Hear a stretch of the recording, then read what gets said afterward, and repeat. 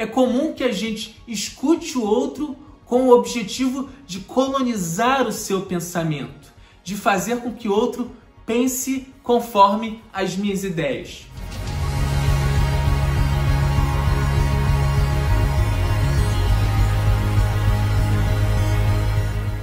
É importante que a gente reconheça que somos ainda muito egocêntricos.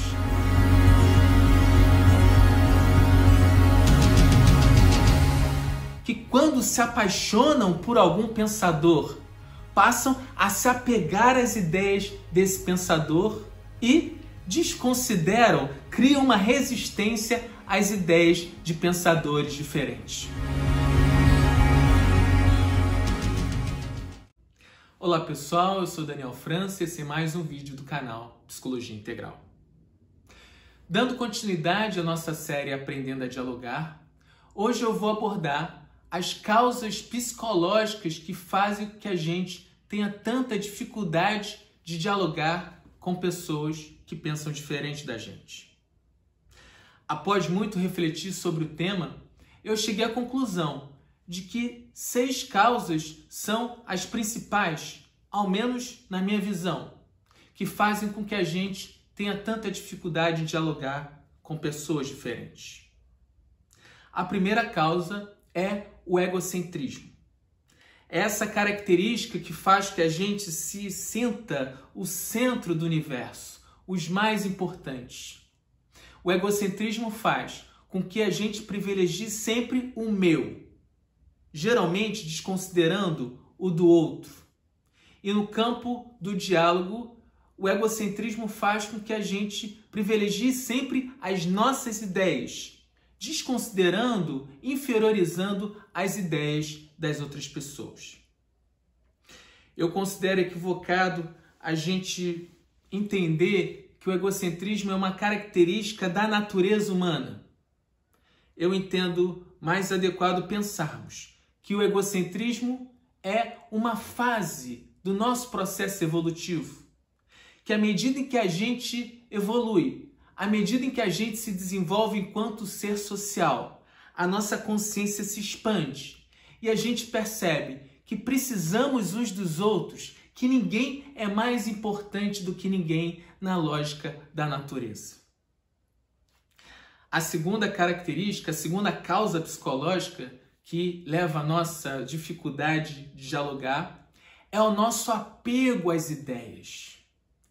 Eu considero impressionante como a gente se identifica com as ideias, como a gente tem a tendência a perceber as ideias como uma parte integrante da nossa personalidade. Quando eu me dei conta de que ao longo da minha vida eu mudei de ideias várias vezes, eu comecei a refletir. Será que faz sentido eu me apegar tanto às ideias? Ou não será mais inteligente eu buscar entrar em contato com ideias diferentes? E assim eu posso me enriquecer, eu posso descartar ideias que eu não considero razoáveis e assimilar, agregar outras ideias que eu considero construtivas. A terceira causa é o fenômeno da resistência. Como nós nos apegamos muito às nossas ideias, nos identificamos com as nossas ideias, toda vez que nos deparamos com ideias diferentes das nossas, a nossa tendência é percebermos essas ideias como uma ameaça à nossa integridade psíquica. Trata-se de uma ameaça ilusória, porque ideias diferentes não nos ameaçam, basta que a gente não concorde com elas. Mas a resistência faz com que a gente não queira sequer ouvir ideias que consideramos inferiores às nossas, muito diferentes. Ou, se nós ouvirmos essas ideias, nós ouvimos de má vontade. A quarta causa, a quarta característica é o que eu chamo de impulso de dominação, que também é um desdobramento do nosso egocentrismo. Impulso de dominação é o impulso que nos leva a desejar que tudo ao nosso redor ocorra de acordo com a nossa vontade, com os nossos desejos. No campo das ideias, o impulso de dominação faz com que a gente deseje sempre convencer o outro. E quando a gente ingressa num debate, num diálogo, é comum que a gente escute o outro com o objetivo de colonizar o seu pensamento, de fazer com que o outro pense conforme as minhas ideias. Ou se eu percebo que o outro oferece resistência a esse desejo de dominação, de colonização, o impulso de dominação faz com que eu deseje vencer o outro no debate, mostrar que as ideias do outro são inferiores às minhas ideias.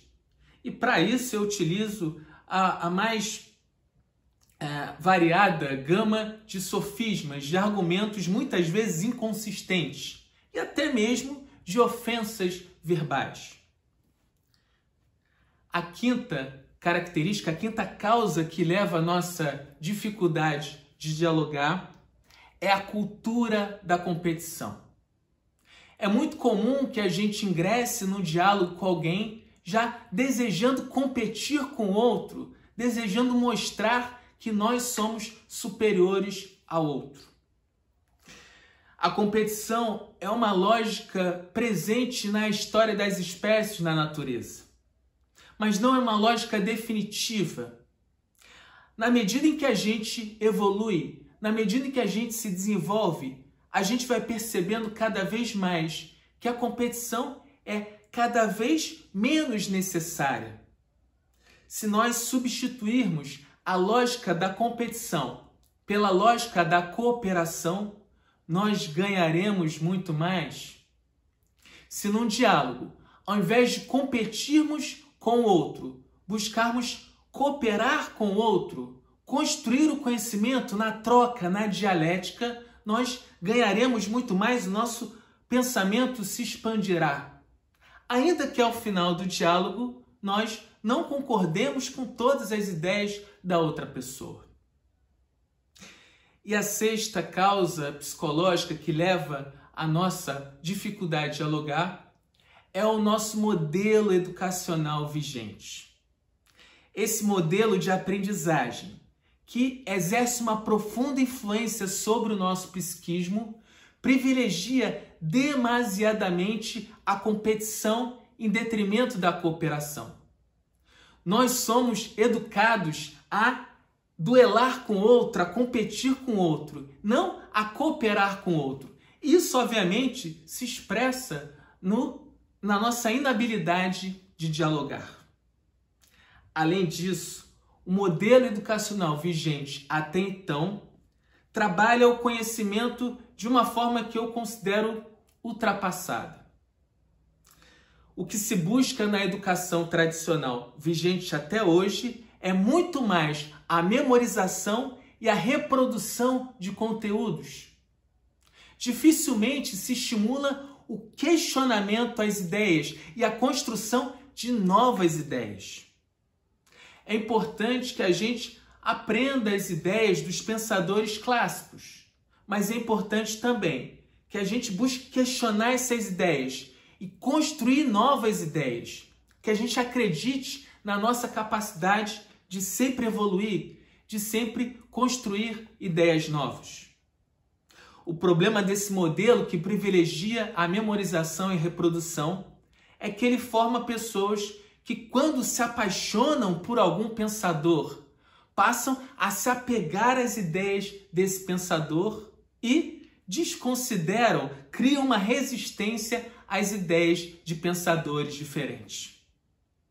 Eu considero esse movimento não muito inteligente, porque na medida em que a gente entra em contato com ideias diferentes, a gente se enriquece.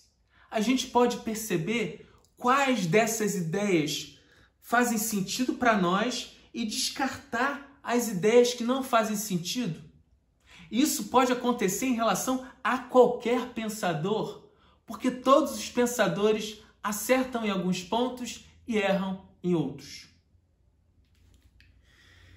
E aí vocês podem me perguntar, beleza, Daniel, como é que a gente supera essa nossa tendência? Nos próximos vídeos dessa série, eu vou apresentar uma série de dicas, uma série de movimentos que podem auxiliar no desenvolvimento da nossa habilidade de dialogar. Mas no vídeo de hoje, eu já adianto que a primeira característica fundamental que a gente precisa desenvolver é o nosso autoconhecimento. E o autoconhecimento importa em reconhecermos as nossas características positivas e negativas. E no que se refere à nossa capacidade de dialogar, é importante que a gente reconheça que somos ainda muito egocêntricos, que ainda nos identificamos, nos apegamos muito às ideias, que ainda praticamos muita resistência de forma inconsciente e refletida, que ainda nos colocamos no mundo, na relação com o outro, movidos muitas vezes pelo impulso de dominação. É importante que a gente reconheça que nós fomos moldados pela cultura da competição, que é cada vez mais necessária. E é importante que a gente reconheça também que nós fomos educados por um modelo educacional que privilegia a memorização, a competição e praticamente desconsidera a construção de novos pensamentos e a cooperação com as outras pessoas. Então é isso. Hoje eu fico por aqui. Espero que tenha sido útil. Até o próximo vídeo.